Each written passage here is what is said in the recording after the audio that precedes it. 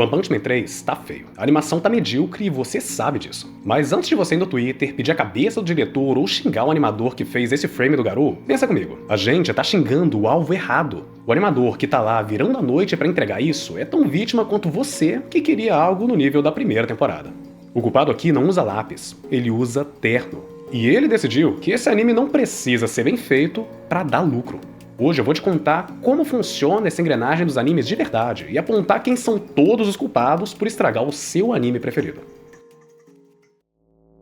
Primeiro, você sabe como um anime gera dinheiro? Normalmente ele começa sendo um mangá, feito por um autor e publicado numa editora. A maior editora do Japão, por exemplo, é a Shueisha. Ela é dona de vários animes tipo esses que estão passando na tela agora. Quando o mangá começa a vender muito, a editora olha e pensa, talvez se eu investir nessa obra eu possa vender muito mais no mangá, então eu vou fazer um anime. Daí ela monta um comitê de produção, que são várias empresas que vão investir no anime e que vão ganhar dinheiro com ele no final. E quem são essas empresas? Bom, tem o canal de TV, que vai exibir esse anime e vai ganhar com audiência e com os anúncios que vão passar no meio do episódio. E ele não se importa se o anime tá bem animado ou não. Ele só se importa que tenha gente assistindo. Tem a distribuidora, que vai vender os Blu-rays, que tem aquela animação melhorzinha, tem cenas extras depois que o anime acabar de passar na TV.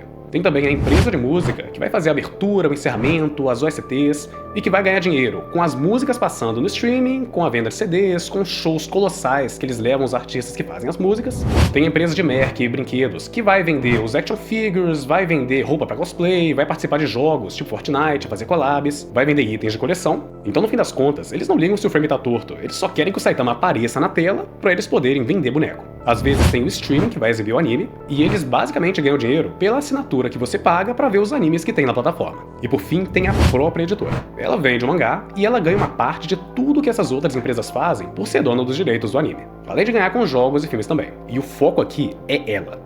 Então, no fim das contas, o anime em si não é o que vai dar dinheiro. Ele é um investimento, ele é o marketing para vender tudo isso que eu falei antes. Então, se o anime estiver mal feito, às vezes nem faz diferença, porque o fã vai continuar comprando o mangá, vai continuar ouvindo as músicas, indo nos shows, comprando boneco. E pensa comigo, se o seu anime preferido ganha uma nova temporada e ela tá muito mal animada, a chance de você ir pro mangá, gostar do mangá e comprar o mangá pelo anime tá ruim é muito alta. Então agora você sabe que o anime sozinho não é o produto.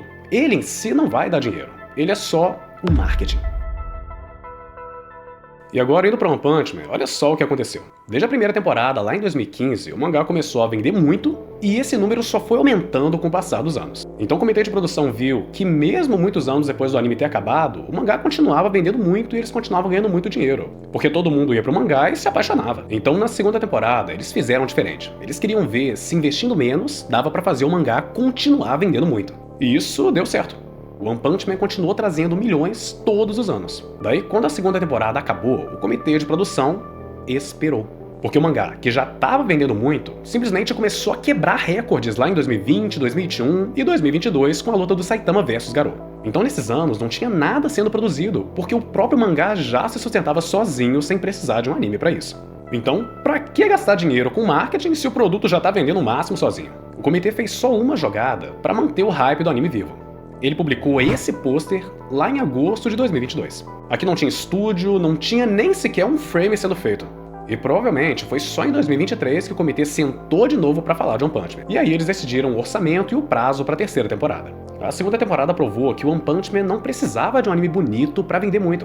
Então pensa comigo, se eu posso gastar só $500 mil para fazer uma temporada fraca e o mangá continuar vendendo muito, por que eu vou gastar 5 milhões para fazer exatamente a mesma coisa?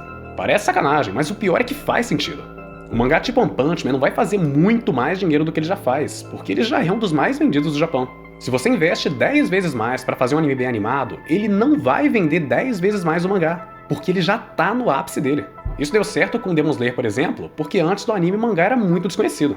Mas One Punch Man já é gigante, ele não cresce muito mais do que já cresceu. Investir menos, então, é uma escolha inteligente, segura, mas só para quem controla a obra. E é aqui que os estúdios de animação entram. Quando o comitê decide um prazo e um orçamento, eles mandam proposta para vários estúdios, pequenos e grandes. Os estúdios maiores, tipo a MAP ou Ufotable, geralmente só pegam animes que têm muitos anos de prazo, têm um orçamento muito grande, e geralmente eles também exigem uma participação nos lucros. Porque se a produção for bem feita, o estúdio consegue ganhar muito dinheiro também. Mas se o anime sair mal feito, o estúdio vai perder credibilidade e vai ser difícil para ele pegar projetos grandes outra vez. Mas um estúdio pequeno, tipo a JC Staff, vive numa realidade muito diferente. Por ser um estúdio pequeno, ele não tem poder quase nenhum para negociar um orçamento maior ou um prazo mais justo.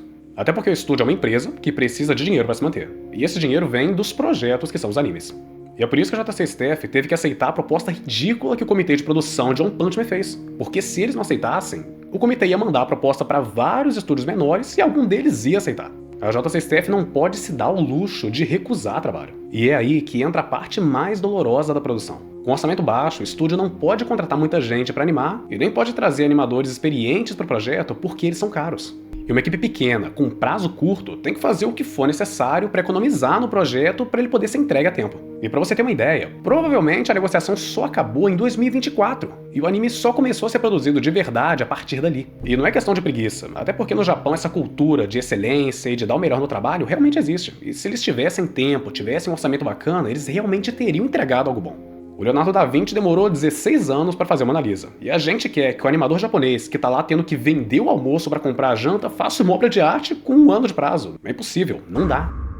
Então, a terceira temporada de One Punch Man foi feita por poucas pessoas, mal pagas, que dormiam mal, comiam mal, ficavam muito tempo longe da família e que tinham que lidar com a pressão absurda para entregar o máximo que eles podiam dentro do prazo. E quando essa temporada foi lançada, essa mesma equipe teve que receber o ódio da internet inteira. Eles foram xingados e até ameaçados como se a culpa fosse deles. Quando na verdade o diretor e os animadores são só funcionários que estão ali querendo começar a carreira ou sustentar a própria família. Eles são o lado mais fraco para onde a corda arrebentou. E nessa história, eles são simplesmente os que mais sofreram. E tudo que eu falei até agora acontece quando o anime sozinho não faz dinheiro. Mas tem um formato em que a qualidade da animação decide o quanto o anime vai lucrar, que é o cinema. Quando o anime vira filme, 2 coisas principais vão mudar. Primeiro que o Japão vai deixar de ser o lugar de onde a maior parte do dinheiro vai vir, porque afinal o filme vai passar em cinemas do mundo inteiro. E segundo que, quando o anime é bem feito, os críticos que vão assistir primeiro vão dar uma avaliação boa e isso vai trazer muita gente pro cinema. E os comitês de produção estão começando a fazer isso desde o filme do Trem Infinito de Demon Slayer, que custou 16 milhões de dólares para ser feito, mas lucrou 500. Eles estão começando a entender que vale muito a pena pegar um arco fechado de uma obra que é popular, transformar ele num filme muito bem feito, porque aí sim, investir na qualidade vai trazer um lucro abissal. E a gente viu isso acontecendo também com o final de Attack on Titan, que não custou quase nada para eles pegarem os episódios e compilarem num filme e que rendeu 6 milhões de dólares. E com o arco da Reza em Chainsaw Man, que custou 4 milhões de dólares para ser feito, mas que lucrou 160. Ele se pagou em 40 vezes. E se eu fosse chutar, eu diria que a luta do Sukuna versus Gojo de Jujutsu Kaisen vai acabar virando um filme, que também vai dar dinheiro igual água. Porque esse modelo tá funcionando muito bem hoje em dia. Mas aí que tá. Será que a cinematização é a solução pro problema da qualidade? Ou é só mais um jeito do comitê de produção ganhar dinheiro? Bom, aí tem que ver se esse modelo vai se manter ou se vai acabar quebrando e virando mais uma esteira de produção em massa. E é por isso que quando você dá hate no animador, o comitê de produção dá risada. Porque essa indústria foi desenhada para ser exatamente assim. E enquanto o público continuar sendo essa massa de manobra que é, eles vão continuar fazendo os animes de qualquer jeito. Porque no fim das contas, é você quem continua enchendo os bolsos deles.